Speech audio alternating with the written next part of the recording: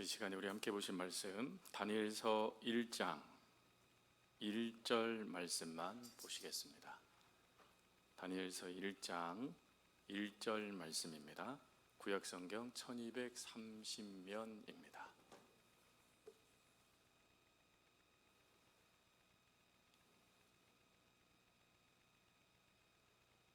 다니엘 1장 1절부터 1절 말씀만 우리 같이 보겠습니다. 유다 왕 여호야김이 다스린 지 3년이 되는 해에 바벨론 왕 느부갓네살이 예루살렘에 이르러 성을 에워쌌더니 아멘. 모니터 스피커 소리를 좀 줄여주시면 좋겠습니다. 우리는 지난주에 다니엘서에 대한 개간을 살펴보았죠. 기억나시죠? 다니엘서의 주제가 뭐고 또 핵심 구절은 어디인지 우리가 지난주에 말씀을 통해서 함께 다니엘서의 기본적인 문을 열었는데, 이제 오늘 본문의 말씀은 그 첫 문을 연 그 역사적인 배경에 대한 말씀들을 함께 살펴보겠습니다. 역사적인 배경은 이 당시에 바벨론 왕 느부갓네살 왕이 예루살렘에 이르기 전의 역사적인 상황을 먼저 살피고, 그 다음에 여호야김, 오늘 이 본문에 나와 있는 여호야김이 어떻게 왕으로 세워지게 됐는가에 대한 부분도 살펴보면서 역사적인 이러한 사건들을 하나님은 왜 허락하셨는가 하는 것까지 오늘 본문의 말씀을 가지고 그 은혜를 함께 살피도록 하겠습니다. 바벨론 왕 느부갓네살이 예루살렘으로 진군에 들어오기 이전에 남유다를 지배하고 있었던 민족은 아시리아 민족이었습니다. 이 아시리아를 성경은 아수르라고 기록해 놓고 있죠. 아수르는 사진에도 좀 보여드리는 대로 지금 빨갛게 되어져 있는 이 모든 부분을 통치했던 민족이었습니다. 이 민족의 힘이 얼마나 컸던지 이 힘의 역사에 의해서 이 애굽까지 이 아수르의 손아귀 가운데 넘어갈 정도로 아수르의 힘은 막강했습니다. 근데 그들이 이렇게 막강해서 있었던 이유는 두 가지 정책 때문이었는데, 첫 번째 정책은 강경책 때문이었습니다. 즉 모든 정책을 강하고 혹독하게 그 모든 것들을 이끌었다라는 것입니다. 그리고 그것은 자국민에게도 혹독할 정도로, 가혹할 정도로 엄했다라고 하죠. 그리고 두 번째로는 적군을 향한 잔인성 때문이었습니다. 북이스라엘이 멸망하게 되어질 때 선지자를 통해 예언되는 말씀이 무엇이었냐면 도망가라라는 명령이었습니다. 근데 그 명령에 움직이지 못했을 때의 상황들을 기록해 놓았는데, 그 상황들을 보면 임신한 여인의 배를 가를 정도로 이 아수르 민족은 그 잔인성이 아주 포악했다라고 하죠. 그래서 화친을 요구했을 때 화친을 응하지 아니하면 아예 그 도시, 그 나라를 멸절시켜 버릴 정도로 그 폭력성이 아주 잔인했다라고 합니다. 근데 그 민족에 의해서 제일 먼저 북이스라엘이 BC 722년에 멸망을 하게 됩니다. 근데 이때 멸망했을 때 성경 말씀에 보면 남유다는 멸망하지 않게 되죠. 그러나 100년의 세월 동안 남유다는 아수르의 속국이 되어집니다. 그래서 아수르의 조공을 바치게 되어지죠. 근데 그런 막강한 힘을 자랑했던 아수르가 100년이 지난 즈음 되어졌을 때 그 힘이 사라지기 시작합니다. 점점점 그 세력이 줄어들기 시작했고, 그리고 이때 신흥 강대국이라고 말할 수 있는 바벨론이 등장하게 되어집니다. 그리고 그 힘이 얼마나 막강했던지 이제 그 역사를 아수르의 모든 도시들을 점령하는 바벨론의 모습으로 나타나게 됩니다. 그리고 이 바벨론에 의해서 아수르는 어디까지 몰리게 되냐면 갈그미스라는 요새까지 밀리게 되어집니다. 근데 그 갈그미스는 지도에도 보여드리는 대로 유브라데스 강과 시리아 그 국경에 위치되어져 있습니다. 그러니 여기가 뚫리면 이 중동 지방이 뚫리게 되어지고, 이게 뚫리게 되어지면 문제는 서쪽 지방에 강력한 힘을 발휘하고 있었던 이집트까지 그 피해가 미치게 되는 역사가 발생되는 것이죠. 그래서 이 갈그미스에 즉시 느고 바로 느고는 이집트의 군사들을 이끌고 이 갈그미스라는 요새로 가게 되어집니다. 근데 이때 가게 되어졌을 때 이 당시에 남유다를 다스리고 있었던 왕이 요시야 왕이었습니다. 여러분, 요시야 왕은 8살 때 왕이 된 왕이죠. 근데 그 이 왕을 성경은 누구랑 평가를 하냐면 히스기야와 평가를 합니다. 그래서 히스기야처럼 선한 왕, 착한 왕으로 성경은 기록해 놓죠. 그리고 이 요시야는 종교 개혁을 일으켜서 성전을 수리를 하고 신명기의 말씀을 가까이 하면서 끊임없이 하나님 안에서의 삶을 살아냈던 왕이었습니다. 근데 그가 바로 느고가 이 팔레스틴을 지나서 그리고는 이 갈그미스라는 요새까지 가게 된다고 말했을 때 그냥 지나가겠다, 너희들에게 어떤 피해도 주지 않겠다라고 말했지만 요시야는 앞서 나와서 바로 느고와 싸움을 합니다. 왜 싸움을 했죠? 지금 남유다는 아수르의 조공을 바치고 있었습니다. 그러니 아수르의 힘이 빠지게 되어지면 다시금 독립 왕국을 세울 수 있는 것입니다. 근데 그 역사를 이 이집트가 막으려고 올라가고 있으니 어찌하든지 간에 그 역사를 막아야 되는 입장이 된 것이죠. 그래서 요시야가 무기또 지도에 잠깐 보시면 무기또라는 이 곳에서 이 애굽의 군대와 싸움을 벌입니다. 근데 그곳에서 어찌 되냐면 이 요시야 왕이 활을 맞고 그리고는 죽게 되어지죠. 그리고 이 죽게 되어지는 이 역사 때문에 이집트도 군사적으로는 피해를 받게 됩니다. 그래서 그 피해를 보복하는 심리로 어찌 정책을 벌냐면 즉시 예루살렘으로 군대를 먼저 돌려서 그곳에 있는 요시야의 아들 살룸, 성경은 고니야라고 기록해 놓고 있습니다. 그 살룸 왕을 사로잡습니다. 그리고는 자신이 원하는 임금을 세우게 되어지죠. 그가 바로 오늘 본문에 나와 있는 여호야김이라는 왕입니다. 그 왕을 세워놓고 이제 이 예루살렘을 자신의 이집트의 속국으로 삼은 다음에 이집트는 다시금 군대를 추스려서 갈그미스로 올라가게 됩니다. 그리고 그곳에서 마지막으로 버티고 있었던 아수르 군대와 연합하여 바벨론과 전쟁을 치르게 되어지죠. 그런데 이 이집트 군대가 남유다의 군대와 싸우다 보니까 전력적으로 문제가 발생되어져서 제대로 된 힘을 발휘하지도 못하고 바벨론에 의해서 이 아수르와 이 이집트 연합군이 대패를 하게 됩니다. 그리고 아수르는 전멸당하게 되어져서 역사 속에서 사라지게 되어지죠. 그리고 조금 전에 보였던 바로 그 갈그미스라는 요새 성을 바벨론이 차지하게 되어집니다. 차지하자마자 느부갓네살은 즉시 남하를 합니다. 남하를 해서 남유다 이집트가 세워놓았던 이 속국, 그 꼭두각시 왕을 공략하여 넘어뜨리려고 공격을 하게 되어지죠. 그리고 공격을 해서 예루살렘이 느부갓네살에게 지게 되어집니다. 지니까 즉시 이때 1차 바벨론 포로들을 잡아서 이 바벨론으로 강제로 이주시킵니다. 이주시키는데 가까운 데에 있으면 독립운동을 펼 수 있으니까 1600km나 떨어진 곳으로 강제 이주를 시킵니다. 그때 강제로 이주됐던 사람이 바로 다니엘과 세 친구들입니다.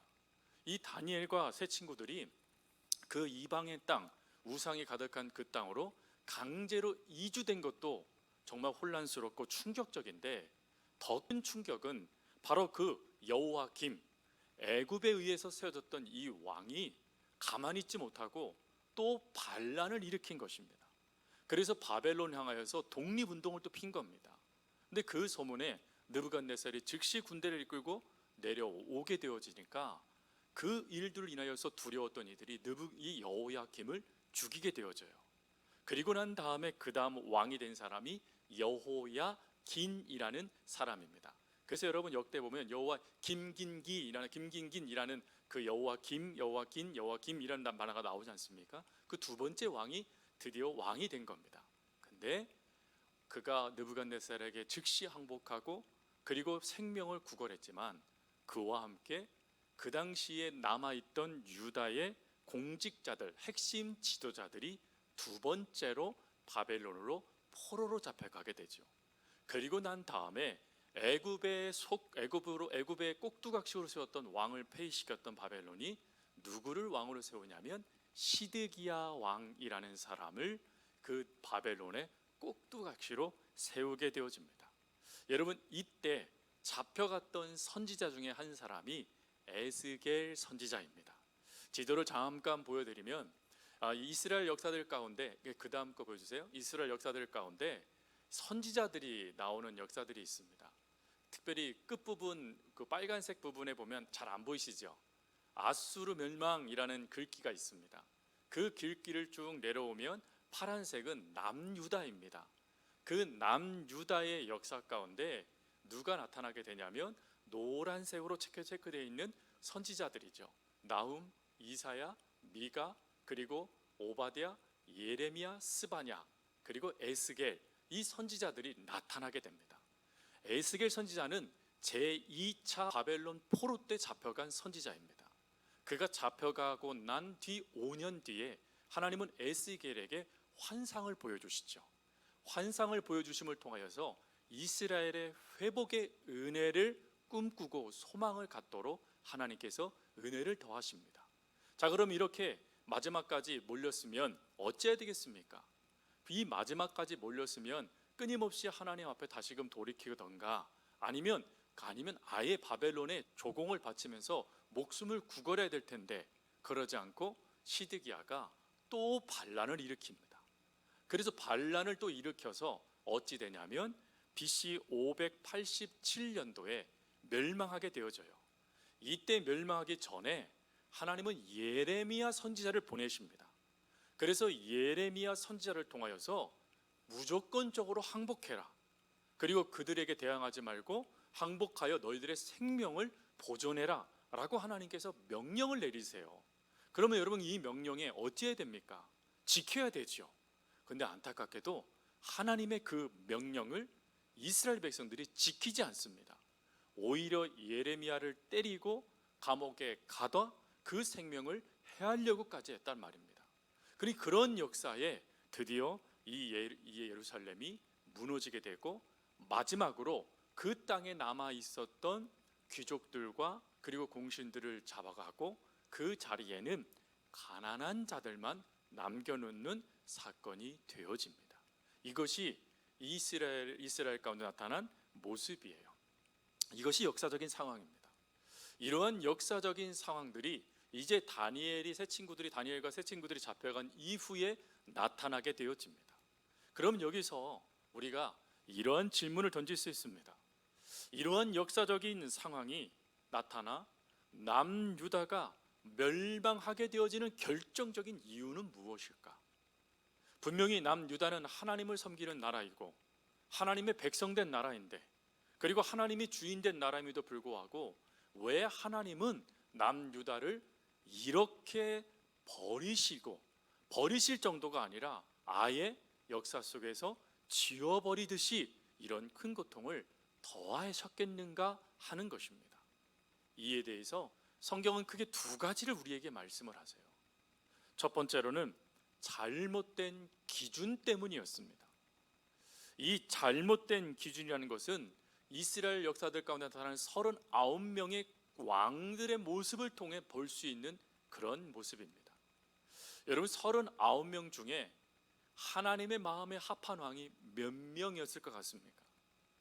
39명의 왕 중에 여호와 보시기에 선하였다, 아니면 여호와 보시기에 악하였다 라고 이 평가를 받는 이 왕들의 숫자가 선하다, 저가 여호와 보시기에 정직히 행했다 라는 말을 듣는 사람은 8명밖에 되지 않습니다. 나머지 31명의 사람들은 하나같이 그 왕들은 악하다라는 하나님의 평가를 받습니다. 그러면 이 평가는 단지 하나님의 평가인가요? 이 평가는 단지 왕들을 향한 하나님의 그냥 정리되어지는 요약본인가요? 아니죠. 이 말씀의 가장 중요한 것은 이 왕들을 평가하는 기준이 하나님이셨다라는 것입니다. 근데 그 하나님의 기준에 그들이 악한 길로 선한 길로 움직였다라는 것이죠. 그럼 이걸 조금 더 확대하게 되면 악한 왕들의 결정적인 문제는 하나님 보시기에 하나님을 위한 삶을 살아간 것이 아니라 자신을 위한 삶을 살아갔다라는 뜻이 됩니다. 즉 하나님의 기준을 삼고 자신의 왕위를 이끌어가지 못하고 자기의 기준에 따라 그 왕위를 이끌어갔다라는 것입니다. 그럼 이 자기의 기준이 뭘까요? 그래서 나타난 게 사울입니다. 사울. 여러분, 사울은 자기의 기준에 따라서 자기 생각에 따라 모든 것을 결정하며 그 모든 것들을 행했던 왕이지 않습니까? 그 결과가 무엇이었죠? 죽음이었습니다. 하나님 앞에 악하다라는 평가를 받은 것이었습니다. 그 평가를 받은 그 모습을 그대로 31명의 왕들이 따랐다라는 것입니다. 그러나 8명의 왕들은 늘 하나님의 기준을 삼고 그 기준에 부합되고자 애를 쓰며 하나님이 원하시는 걸음을 걸어갔다라는 것입니다. 그래서 그 기준에 따라 살았을 때 하나님은 복을 더하셨고 그 기준에 벗어나는 일들을 행하게 됐을 때 악하다 하여 진노하시게 되어졌다라는 것입니다. 그것이 첫 번째 이유입니다. 그리고 두 번째 이유는 이들이요 하나님의 말씀에 불순종했기 때문에 그렇습니다. 이스라엘 백성들에게 하나님은 끊임없이 선지자를 보내셨고 예언자를 보내셨고 선견자들을 보내셨습니다.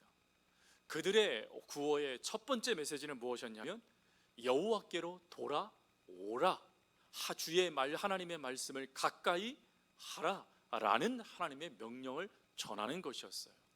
즉 하나님의 말씀, 그 말씀을 붙잡고 그 말씀대로 살아가기를 하나님이 원하셨다라는 것입니다. 근데 이스라엘 백성들의 31명의 왕들이 하나같이 그러지 않았다라는 것이죠. 그래서 성경 말씀에 보면 북이스라엘과 남유다의 악하다라는 평가를 받은 대표적인 두 왕이 나옵니다.